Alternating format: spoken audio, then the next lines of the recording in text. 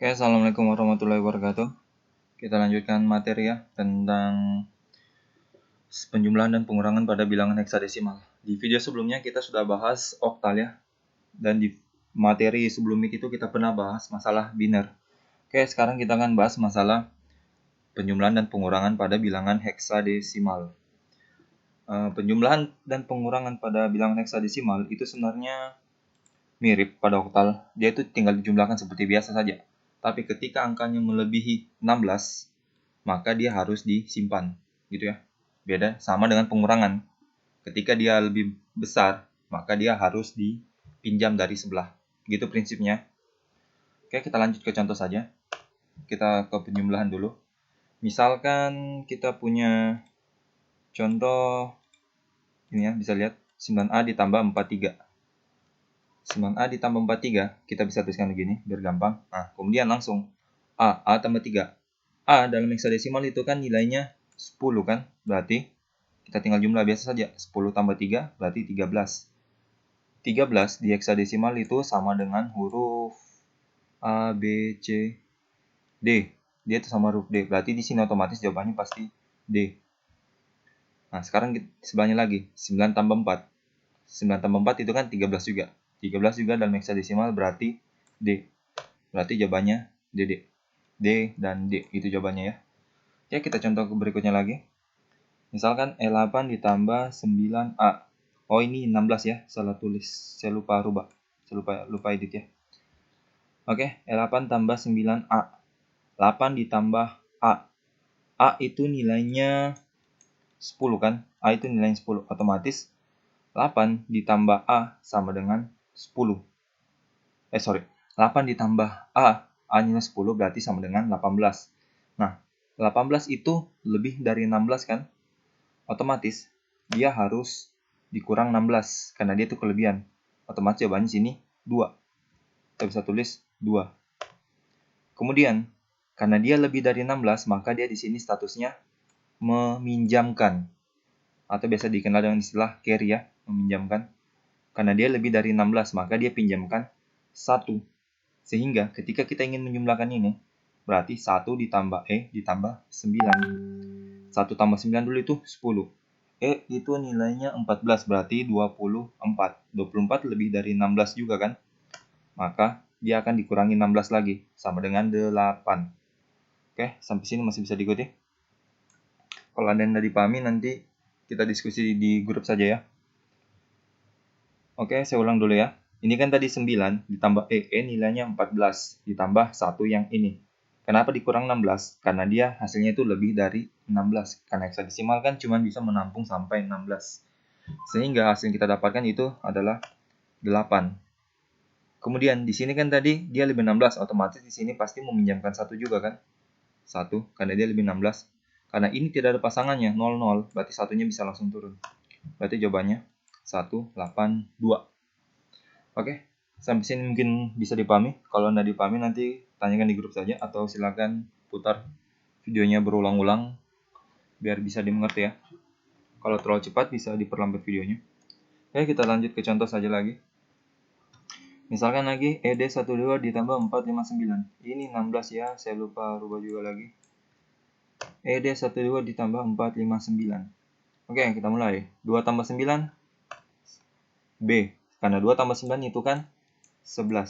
11 dalam heksadesimal itu B. Oke, 1 tambah 5. Ini jelas 6 langsung. Nah, sekarang D ditambah 4. D nilainya di heksadesimal itu 14. 14 ditambah 4 itu 18. 18 lebih dari 16. Berarti 18 harus dikurangkan 16. Hasilnya, D13 ya. 14 itu E. Ini salah ya. D itu 13. 13 tambah 4, 17. 17 kan lebih dari 16. Berarti 17 dikurang 16 sama dengan 1. Berarti di sini 1.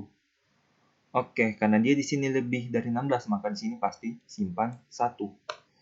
Atau kita punya carry 1. 1 ditambah E pasti F.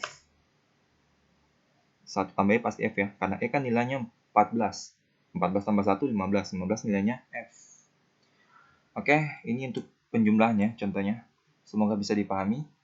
Kalau ada yang udah dipahami, seperti biasa kita coba tanyakan di grup, nanti kita diskusi ya. Oke, sekarang kita lanjut ke pengurangan. Pengurangan, saya ambil contoh yang ini semua ya. Saya cuma balik saja.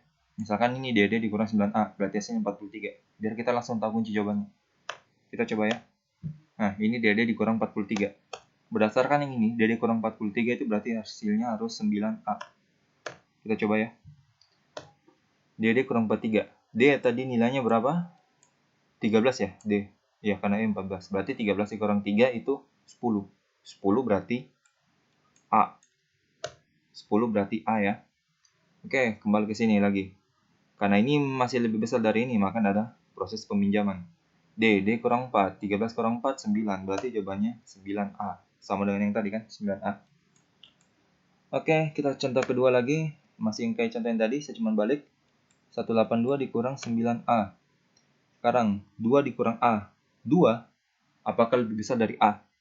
2, apakah lebih besar dari A? A itu kan 10, berarti 2 lebih kecil dari A. Otomatis tidak bisa kita kurangkan. Jadi, 2 ini harus pinjam dari sebelah. Dia pinjam 1. Karena ini heksadesimal, 1 ini akan bernilai 16.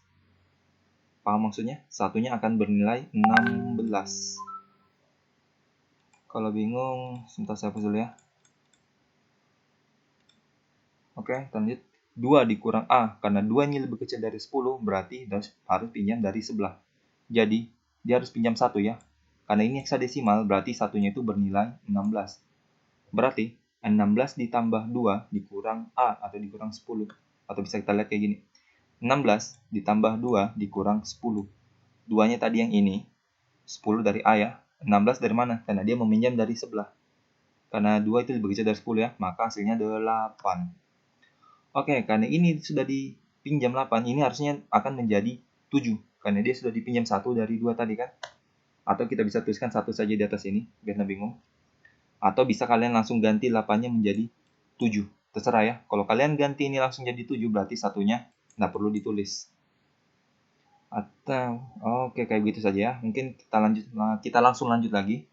Gimana cara kerjanya? Nah, kalau kayak gini, 7 lebih kecil dari 9 kan? Otomatis dia pinjam dari sini lagi, pinjam dari satu yang ini.